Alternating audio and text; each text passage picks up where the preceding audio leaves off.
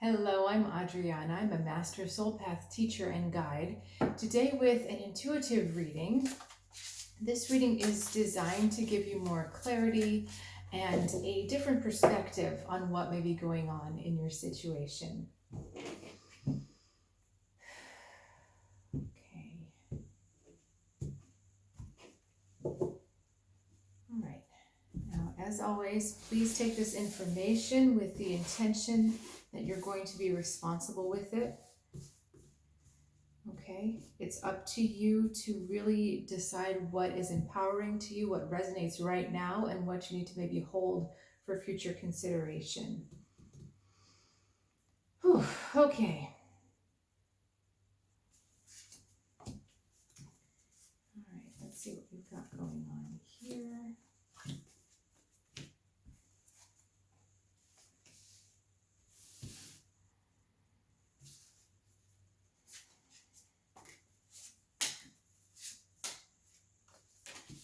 Okay, I'll put you guys to the side for later. All right, Empress in the back, crossed by Princess of Pentacles in the front. Interesting. Both very abundant cards. And I just got off the phone talking with someone about this, the passage from motherhood, from maidenhood to motherhood.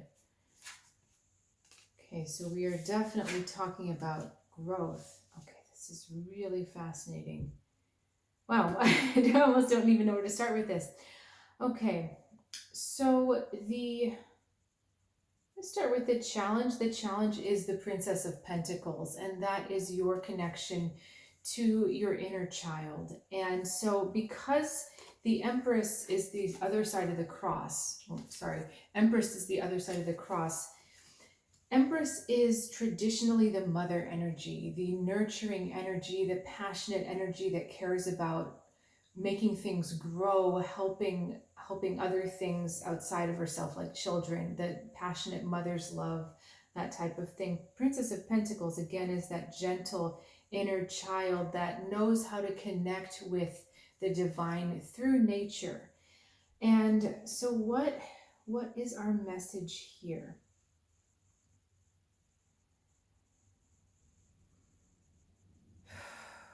I feel like because of what I'm also seeing in the conscious and the subconscious, this is about really stepping into the feminine authority, really stepping into your power. So, if you think of the yin yang symbol, there's a little bit of light in the dark and a little bit of dark in the light, right? So that it's probably going to be backwards, but it's that circle with the kind of curve in the middle, and you have the two halves. And the bottom is the yin, the dark, and the top is the yang, the masculine, the light. But there's a dot of the opposite. So my point is that the Empress is the divine feminine, one aspect of the divine feminine, the one that has to do with flow and nurturing and creativity and intuition to some extent. That's more the High Priestess.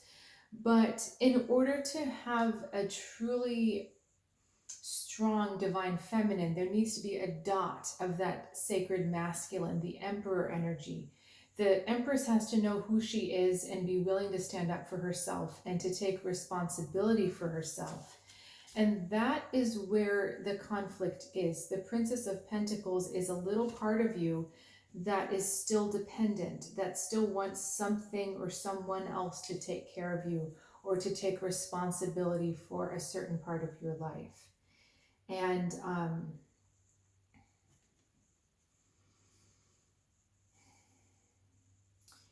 both of these cards can actually signify pregnancy or creation. Pregnancy is sometimes literal, like being pregnant, but it's also creating an idea or giving birth to a new project.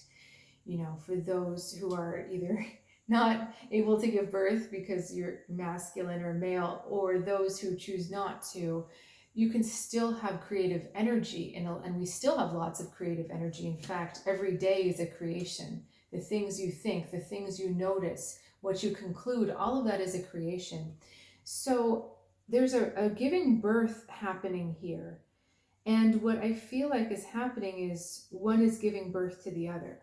So the child is giving birth to the mother is giving birth to the healed child. So there's a double kind of aspect going on here between the two sides.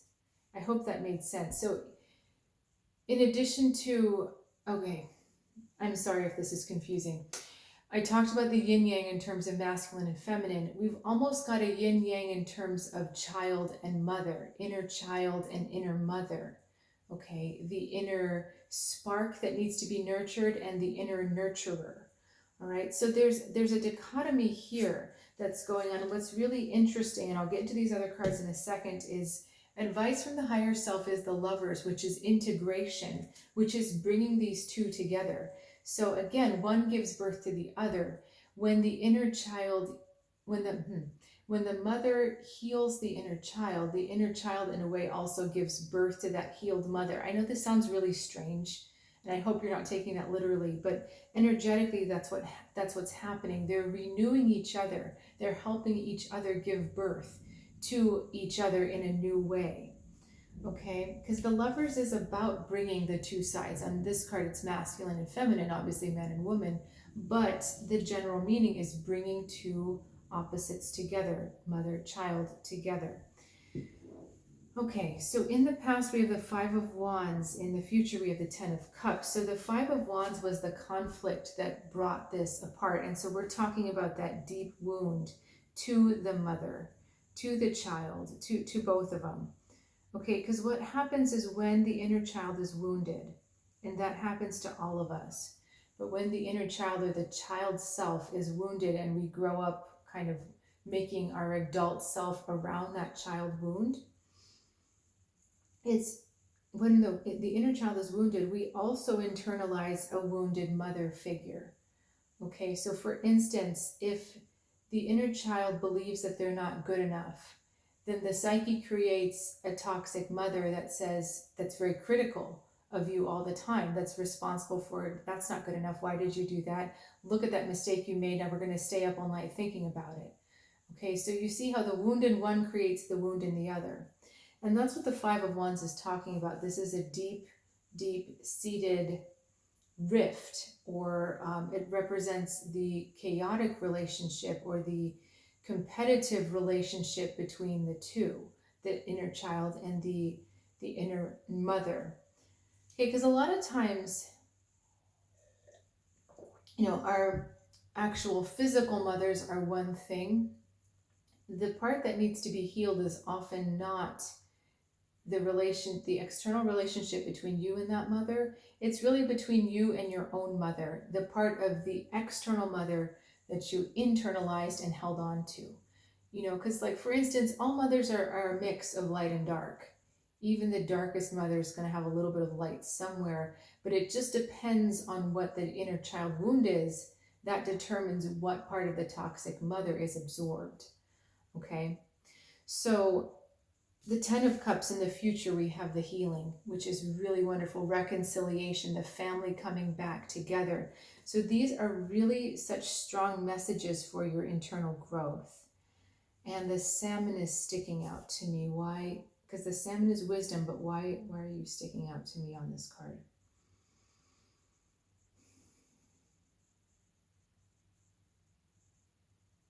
So this is interesting. It's almost as if, because before, like I said, the Empress is flow, because before the inner child and the mother were kind of blended, there was a flow between the two that was not healthy. But the Salmon is saying that we're starting to heal that flow, so that the water between, or the flow between the inner child and the mother, I'm not going to call her toxic, but that nurturing Empress energy is starting to become purified, is starting to become cleaned.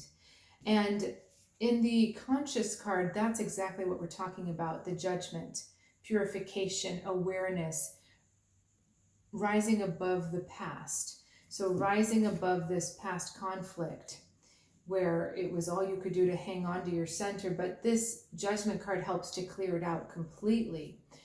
And even more than that, it's interesting the way these cards are all starting to really flow together.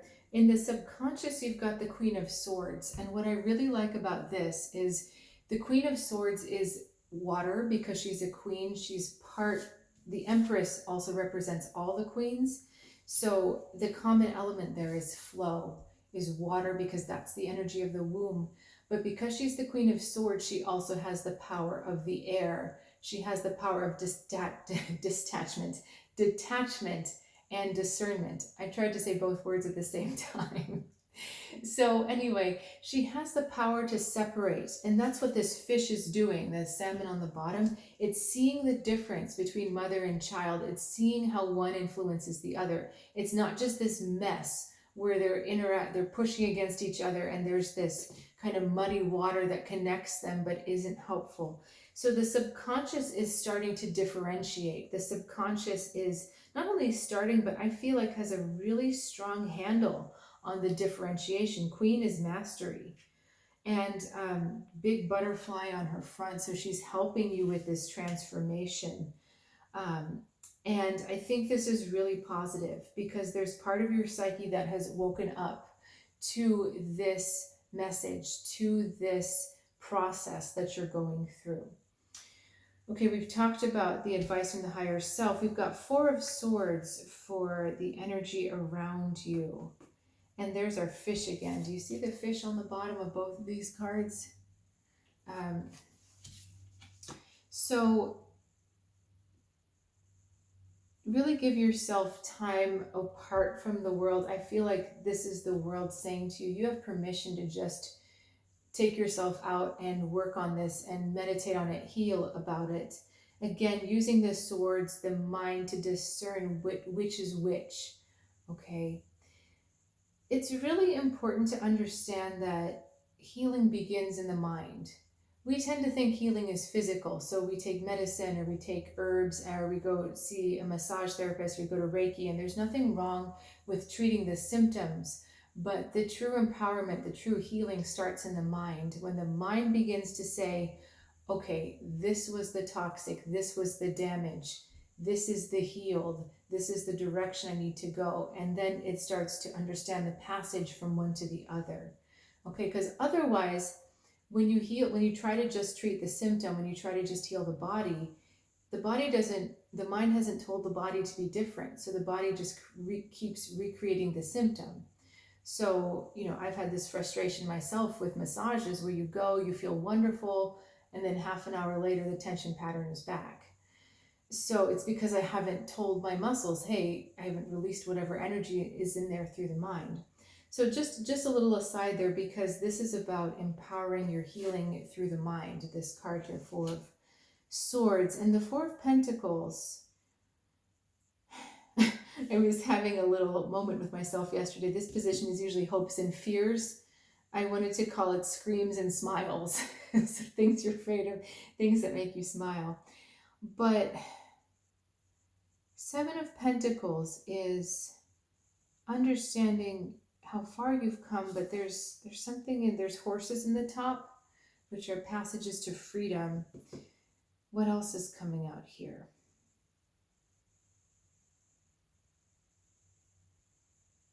That's interesting because they're not the colors of the chakras. They're not really the colors of the chakras. They're more emphasis on the higher connected chakras. So this is a strange card to have here. I'm not quite sure what to make of this yet, so I need to just sit with it for a second.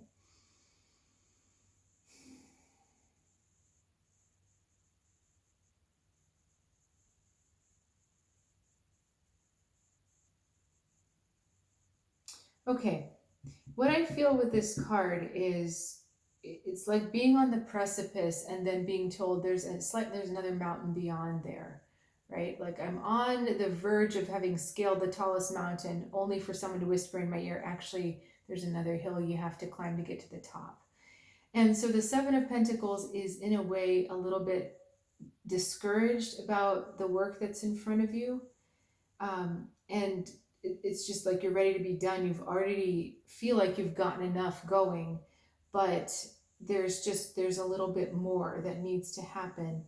And the the horses on the top, I feel like, are trying to give you energy, trying to send you more just inspiration to keep going, that it's closer than you think, and this isn't, it's almost as if you're looking at what's already been and ignoring what's to come. Because every time we do a little bit more inner work, we attract just a little bit more abundance to us. The inner alignment creates the outer flow. Okay, so yes, you've accomplished a lot, yes, you've received a lot, but there's more to come. So just remember that there's more to come. And Eight of Wands is exactly that an energy comes in to shock you or to shake you up, not in the shocking like the tower kind of way, which is more devastating. This is the welcome shock, where it's been kind of dull, like, I'm still here. But the Eight of Wands comes in to say, no, no, no, no, no, everything's about to change. And it's this very energizing, revitalizing time where you're suddenly excited and you have the direction again. So that's the highest potential. This card is the highest potential of this reading. So if you take this in and you really go through the process, that's your highest outcome. So I think there's a lot of really positive movement in this. I think there's a lot of encouraging signs. There is work, but there's always work. We are always doing work. But there's a lot of encouragement for you. And I feel like this is a really positive reading. Again, take time out, meditate on it, meditate on this, the mother and the child. And be interesting to see what comes up for you. There's one last detail I'm seeing on this card. Two cards, actually. There's trees on either sides and they're bearing slightly different fruit, because we're talking about the integration of two different things. I think it's apples on one and pears on the other for the Empress. This one is apples on one and I think it's the tree of life on the other side, or it's more like wheat to me, sort of. It's the color of wheat. Why are you pointing this out to me right now? Because this is about the kind of big message here. The big spiritual message is about transcending duality. And in order to transcend duality, you have to have both sides. You have to understand both sides, the dark and the light. This is just an aside, and this is my personal opinion. I find it really hard to condemn people that commit crimes, because in some ways, we all have that capacity inside of ourselves. So it's more, I find it more fulfilling to look at them with empathy and to try to understand what created that circumstance, so that I know how to deal with my own darkness. And I feel like that's what this is saying. Don't hold that opposite apart from you. Don't say, okay, well, the inner child is bad, or the inner toxic mother is bad and I have to push them away. It's about understanding them so that they can heal and come together. Because I really do feel it's through understanding, again, the mind, getting your mind involved, that the healing happens.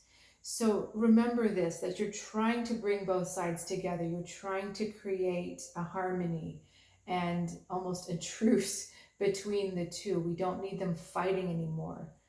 We already had enough of that conflict with the Five of Wands.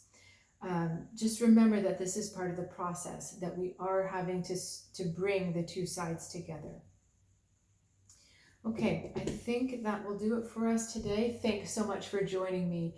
If you're interested, I finally did get around to updating my website. I'm still tweaking, of course, but if you're interested, I've got different types of offerings on there, all in service of those who want to grow. So if that's you, please give that a look and maybe keep in mind for the future, or not, whichever resonates for you. And I'll see you again soon. Oh, the links are in the description below. soulguidancewithAdriana.com, and my email is down there as well. And I'll see you soon.